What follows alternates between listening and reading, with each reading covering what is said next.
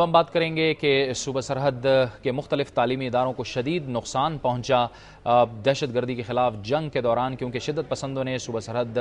کے مختلف شہروں کو نشانہ بنایا۔ سوات اور مالاکنڈ میں زیادہ تر جو نقصان پہنچایا گیا، شدید نقصان پہنچایا گیا، وہ تعلیمی اداروں کو اور تعلیمی انفراسٹرکچر کو نقصان پہنچایا گیا۔ مختلف سکولز اور کالجز کو دھماکہ خیز مواد سے اڑایا گیا۔ کہاں کہاں پہ کس قسم کے ادارے متاثر ہوئے، کتنے ادارے متاثر ہوئے، سب سے پہلے ہم اسی پہ بات کریں گے اور بحالی کی صورتحال بھی جانیں گے۔ ہمیں جوائن کیا ہے پشاور سے صوبہ سرحد کے وزیر تعلیم سردار حسین بابک نے۔ بہت شکریہ سردار حسین بابک صاحب۔ سب سے پہلے تو ہمیں اور ہمارے ناظرین کو یہ بتائیے کہ یہ مختلف علاقوں میں کتنے اسکول متاثر ہوئے، کتنے کالجز متاثر ہوئے اور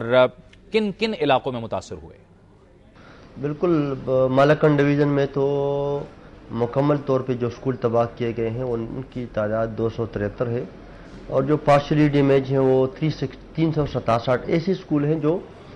پارشلی ڈیمیج ہیں، اور 273 ایسے اسکول ہیں جو بالکل فلی ڈیمیج ہیں۔ ٹوٹل تعداد جو ہے وہ 640 بنتی ہے مالاکنڈ ڈویژن میں۔ اور اس کے ساتھ ساتھ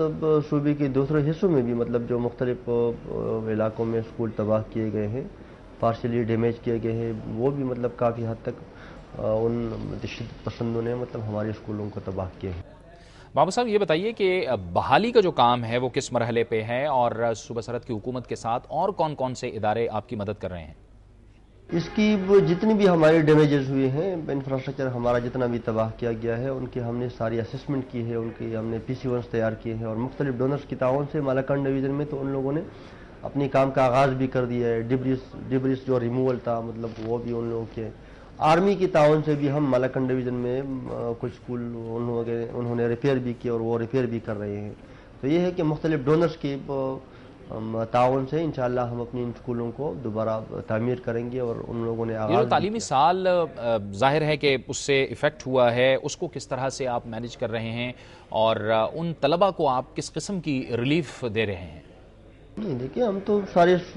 صوبے میں کتابیں بھی مفت دے رہے ہیں، بچوں کو اسٹائپنڈ بھی دے رہے ہیں، مختلف ڈونرز کی تعاون سے وہاں خوراکی مواد بھی دے رہے ہیں، ان کی کیش مدد بھی کر رہے ہیں۔ ایسا ہرگز نہیں ہے کہ ان کا اس میں کوئی شک نہیں ہے کہ بیچ میں ایسے دن آئے، ایسا وقت آیا جہاں پہ مطلب بریک ہمیں کرنا پڑا، اور وہ مجبوراً کرنا پڑا۔ وہ آپ لوگوں کی تو علم میں ہے کہ مطلب مجبوراً وہاں سے لوگ مائیگریٹ ہو گئے۔ لیکن میرے خیال میں سب سے بڑی بات اور سب سے بڑی اچیومنٹ جو ہے وہ یہ ہے کہ ہم نے بڑی شارٹ سپین آف ٹائم میں 3 ملین کے لگ بھگ لوگوں کو باعزت طریقے سے ہم نے لوٹا دیے ان لوگوں کو۔ تو یہ ہے کہ ایک بامری مجبوری، مطلب چونکہ وہاں پہ حالات ایسے کریٹ ہو گئے تھے کہ مطلب ان لوگوں کے ملیٹنٹس کے خلاف ایکشن لینا تھا، اور ایکشن لینے کی وجہ سے مطلب یہ جو لوگ تھے وہ مائیگریٹ ہو گئے۔ تو ڈیفینیٹلی مطلب ان میں تکلیف بھی ہوئی، ان میں لوگوں کو نقصان بھی اٹھانا پڑا، لیکن ایک مسئلہ بابا صاحب پشاور میں بھی جو آس پاس کے علاقے ہیں جیسے عدیزئی کا علاقہ ہے، وہاں پر بھی اسکول متاثر ہوئے، ابھی تک وہاں پر بھی نہیں دیکھا جا رہا کہ تعمیر شروع ہوئی ہے ان اسکولوں کی؟ کہ میرے خیال میں جاوید اقبال صاحب، آپ لوگوں کو معلوم ہے کہ جب حکومتیں اپنا اینول ڈیولپمنٹ پلان بناتے ہیں تو پلان میں وہ چیزیں دکھاتے ہیں، وہ مطلب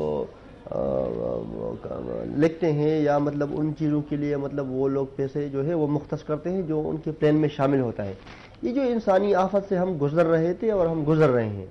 یہ تو کسی کو پتہ نہیں تھا کہ مطلب یہ ظالم لوگ جو ہے ہمارے اسکولوں کو تباہ کریں گے۔ تو ڈیفینیٹلی مطلب ان کی PC1 تیار ہے۔ میں بٹابیر ہائی اسکول کا میں آپ کو مثال دے سکتا ہوں، لڑکیوں کا وہ دوبارہ ہم تعمیر کر چکے ہیں۔ ایسے بہت سے اسکول ہیں جو ہم دوبارہ ہم نے تعمیر کر دی ہیں، لیکن چونکہ آپ لوگوں کو معلوم ہے کہ ہمیں فائنانس جو ہے سب سے بڑا مسئلہ جو ہے ہماری فائنانسنگ کا ہے، تو انشاءاللہ ہمیں امید ہے کہ بہت ہی جلد ان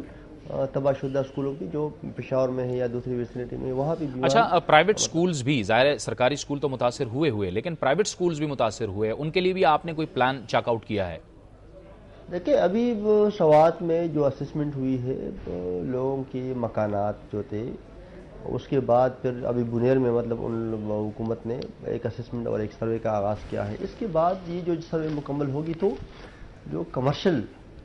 مطلب جو لوگوں کی تجارتیں تھیں یا ان لوگوں کو جو بزنس تھے ان کو نقصان پہنچے ہیں، تو اس کے بعد پھر حکومت جو ہے انہی بزنس اور کمرشل چیزوں کے مطلب اسسمنٹ اور سروے کرے گی، اور ڈیفینیٹلی انشاءاللہ حکومت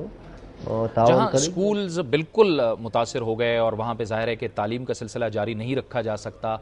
وہاں پر آپ نے پہلے بھی کہا تھا کہ غالباً ٹینٹ اسکولز کا اہتمام کیا جائے گا، تو کیا متبادل انتظامات کیے ہیں آپ نے؟ وہاں پہ ہم نے دیکھا ٹینٹ لگائے ہیں، وہاں پہ ہم نے رینٹڈ بلڈنگز لیے ہیں، لیکن میں آپ کو یہ بتاتا چلوں کہ یہ جو ہمارے ریکنسٹرکشن کا عمل ہے انشاءاللہ یہ سالوں میں نہیں مہینوں میں مطلب پورا ہوگا، اور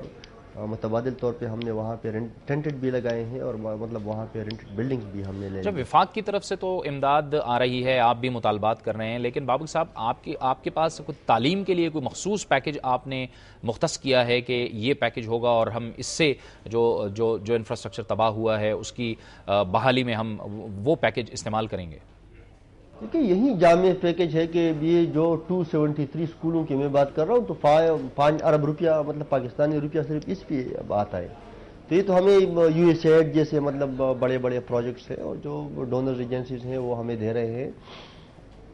یہی ہماری پلاننگ ہے کہ انشاءاللہ ان ڈونرز کی تعاون سے، جس طرح کہ میں نے کہا کہ ان ڈونرز کی تعاون سے ہی انشاءاللہ ہم دوبارہ اپنے سارے تباہ شدہ اور تباہ حال انفراسٹرکچر کو انشاءاللہ دوبارہ تعمیر. بابک صاحب، صوبہ سرحد کے مختلف جو سرکاری ادارے ہیں ان سے بھی بہت سے ملازمین کو فارغ کیا گیا اس الزام پر کہ ان کا تعلق کالعدم تنظیموں سے تھا. بتائیے کہ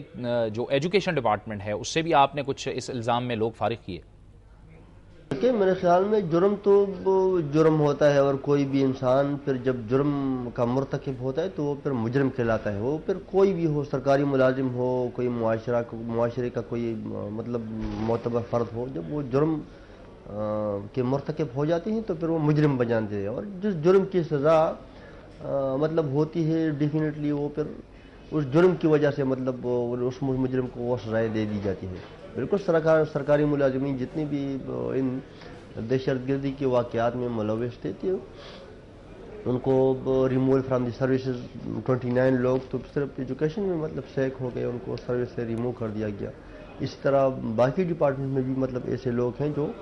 دہشت گردی میں ملوث رہے ہیں تو ڈیفینیٹلی ان کو سزا. بابو صاحب، کتنا بڑا چیلنج آپ اس کو سمجھتے ہیں کہ اب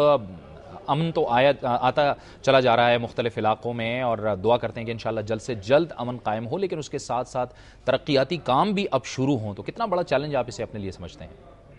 ہم تو یہ سمجھتے ہیں کہ یہ جو ہماری حکومت ہے، صوبائی حکومت ہے، جس حالات میں ہم نے مطلب 2 سال گزارے ہیں، اور آپ لوگوں کو یاد ہے کہ بالاکنڈ ڈویژن میں ایک وقت ایسا تھا کہ وہاں پہ جانا مشکل تھا، مطلب وہاں پہ شدت پسندوں کی اجارہ داری بنی ہوئی تھی. اور آج ماشاءاللہ میں سمجھتا ہوں کہ سارے صوبے میں